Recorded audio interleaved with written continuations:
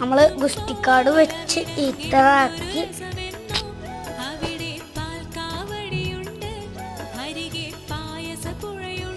വെക്കേ.